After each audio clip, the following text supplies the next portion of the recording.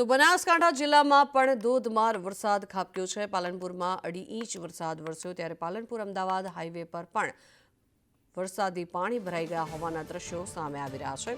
આ તરફ ગઠામણ પાટિયા નજીક હાઈવે પર પાણી ભરાયા છે, જેના કારણે થઈને વાહન ચાલકો પરેશાન થઈ રહ્યા છે। ખૂબ જ લાંબી કતારો વાહનોની નજરે પડી રહી છે, કારણ કે પાણી ભરાઈ જવાના કારણે થઈને વાહનોની ગતિમાં પણ ઘટાડો નોંધાયો છે। વધુ માહિતી મેળવીએ, સંવાદદાતા ધવલ જોશી જોડાયા છે આપણી સાથે।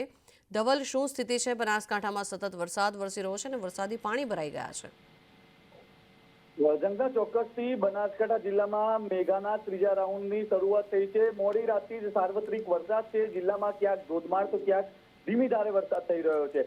જિલ્લામાં વડગામમાં ધોધમાર વરસાદ વરસ્યો છે। 8 ઇંચ જેટલો વરસાદ વરસ્યો છે અને તેને જ કારણે અનેક નીચાણવાળા વિસ્તારો પાણી થયા છે। તો જિલ્લા મથક પાલનપુરમાં પણ 2.5 ઇંચ જેટલો વરસાદ ખાબકી જતા પાલનપુરથી અમદાવાદને જોડતો જે હાઈવે છે તે હાઈવે પાણીમાં ગરકાવ થયો છે। ગઠામણ પાટિયા નજીક હાઈવે પર ઢીંચણસમાં પાણી ભરાતા વાહન ચાલકો છે તે મુશ્કેલીમાં મુકાયા છે। મહત્વની વાત છે કે એક તરફ હાઈવે પર બ્રિજ બનવાની કામગીરી ચાલી રહી છે, તો બીજી તરફ હાઈવે પર ઢીંચણસમાં પાણી ભરાતા વાહનોની લાંબી કતારો લાગી છે।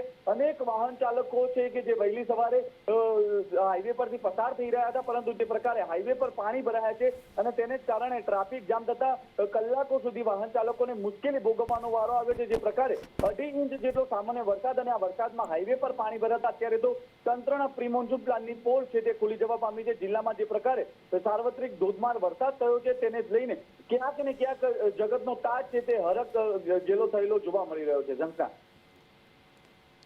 આભાર ધવલ સમગ્ર માહિતી બદલ।